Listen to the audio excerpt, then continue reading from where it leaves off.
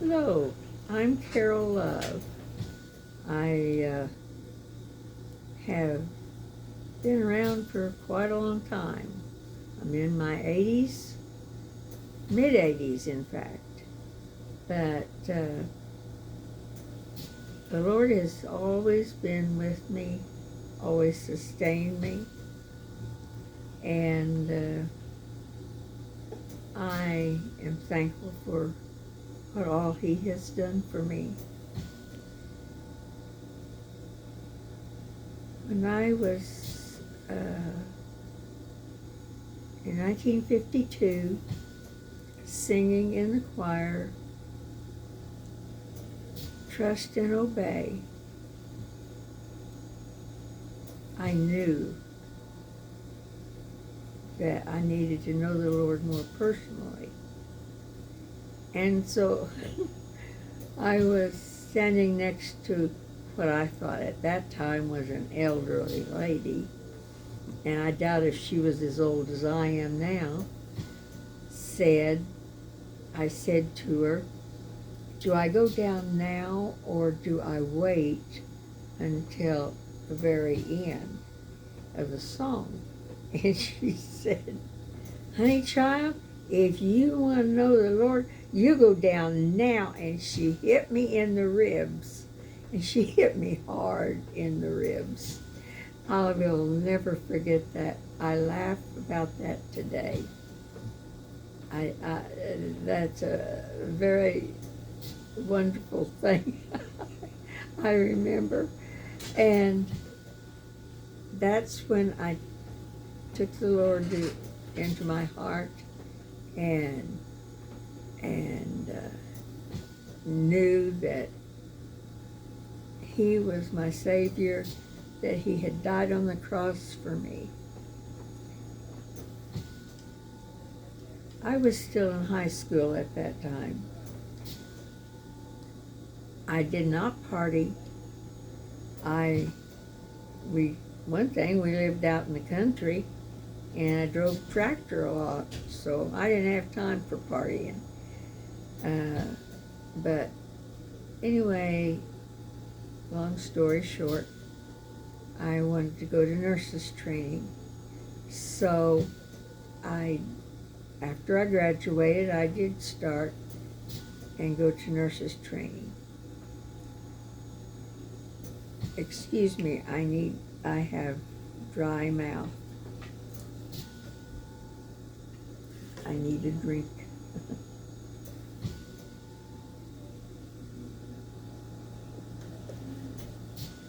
Excuse me, I'm sorry. Anyway, I went to nurses training, started, and I fainted, only I went stiff, so they decided I was an epileptic. They worked really hard. They kicked me out of school. I could not get into another school for nurses training because they just was sure I was an epileptic. If I told the truth, I could get in. But if I didn't tell the truth, they would take me. Only one place would take me, but they wanted to experiment on me while I was doing nurses training. I would not do that because I did not want to jeopardize the lives of others. I wanted to help make them comfortable and take care of them. So when I was about 19 or 20, I was working in a hospital in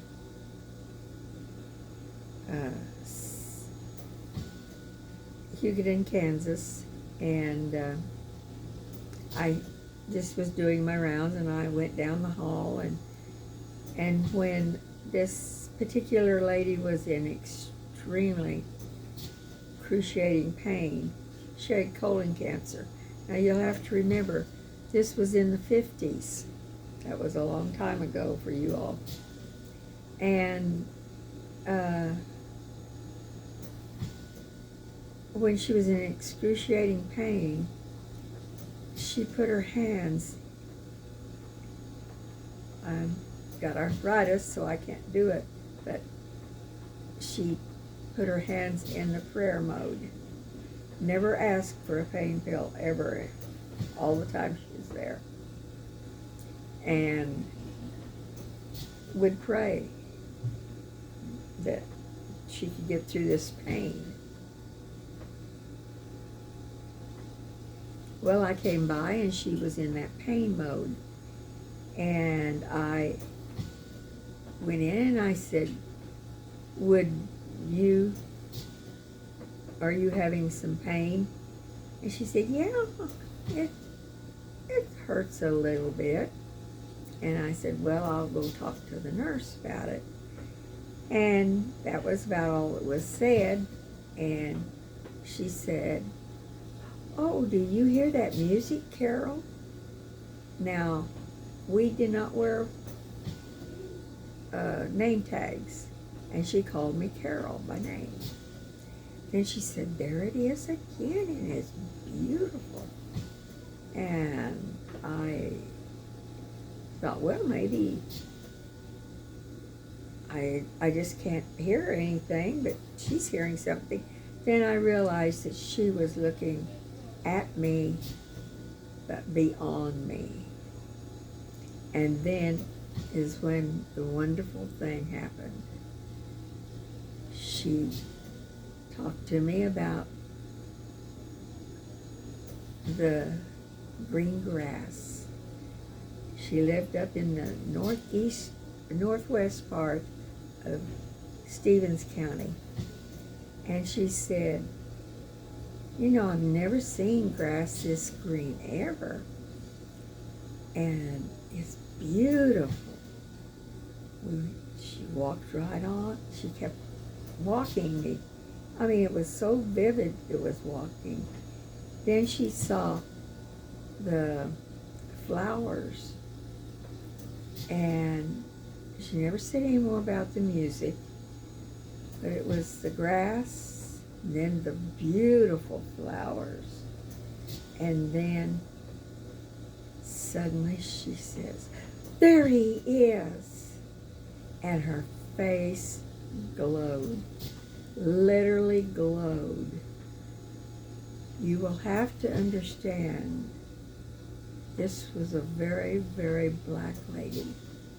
She was a beautiful woman, inside and outside. And she knew the Lord. And when she said that last breath of, there he is, and her eyes was wide open. Then they closed, and she was with the Lord. And that was it. She went, and that was all there was, no more breathing. I stood there as a 19 or 20-year-old, I don't remember for sure which it was. I took it in, it was so, it's hard to explain, but it was extremely, it was so uplifting, so calming, so wonderful. About 10 days later, I was walking down the hall and I heard this gruntled sound. And the door was open just a short ways. Oh, maybe about that far. And it was open, and because it was a horrible sound, and I thought maybe somebody had fallen or was choking. And so I stepped to the door and peeked in, and it was a man in the bed, and the director of nurses was standing there beside of him. And she was saying, and when I went in, she told me to get back, stay back, don't get close to him. And I said, well, what's going on? Because I couldn't figure it out. And she just shook her head like this. And we had put brand new sheets and bedspreads on the bed. And he was tearing them cross grain with his hands. The only thing he was moving was his hands and elbows. He was a very large man, very strong man. And he was tearing those cross grain, and his face was gross. It was grotesque. And he was pleading with God to let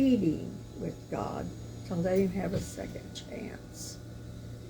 Don't make me go down there. Give me a second chance. I don't want to be down there where those people are. I don't want to be down where those creatures are. They're coming out of the walls. Oh, I don't want. And he'd tear and he'd tear and he'd tear. When he died, his face was grotesque, as hers had been calming and aglow. When he died, he was like this, just like he was gripping and clinging and pleading.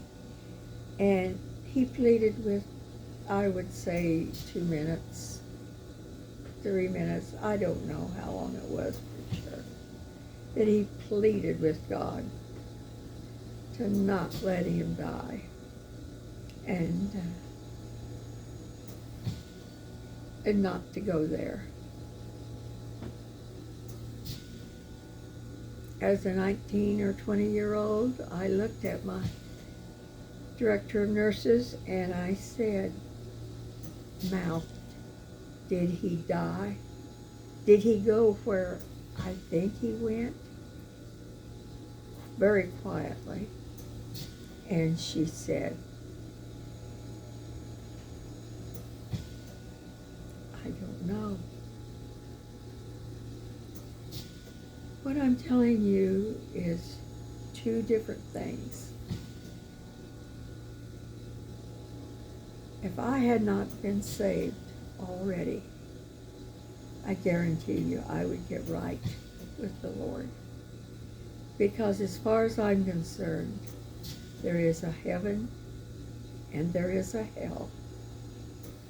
And I do not want to go to hell.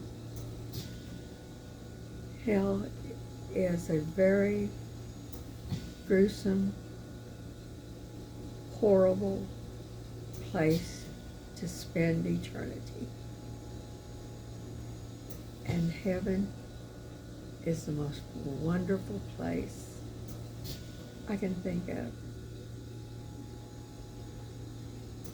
Those were my experiences. Then at 21, I had to make my mind up of what I was going to do, whether I was going to start amputations or have a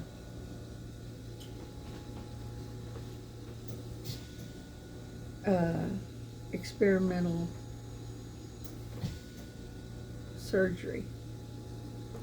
So I had experimental surgery. I had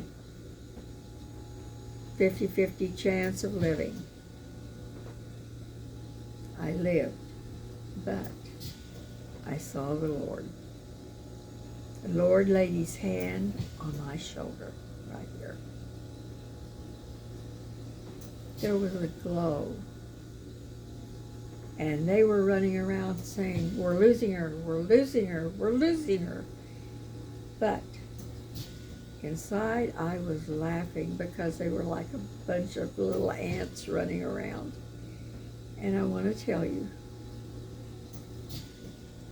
I knew I wasn't going to die. I was on the mountaintop. I know there is a God. And I know that if you don't listen to him, you'll regret it. You'll regret it forever.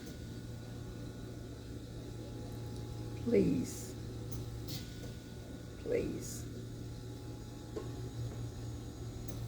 think before you do or make a mistake. There's drinks, there's alcohol, there's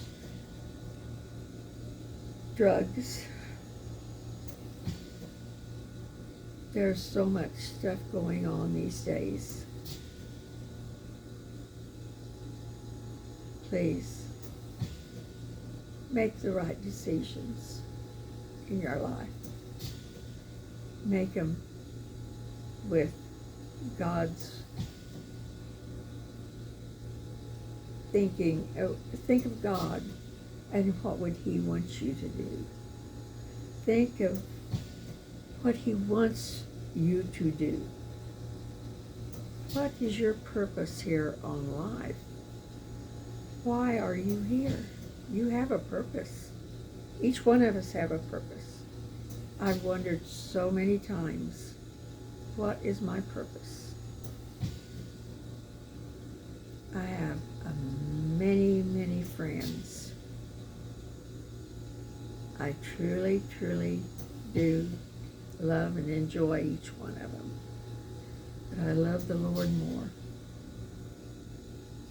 Just think about this as you go through life, whether it's in work or whether it's in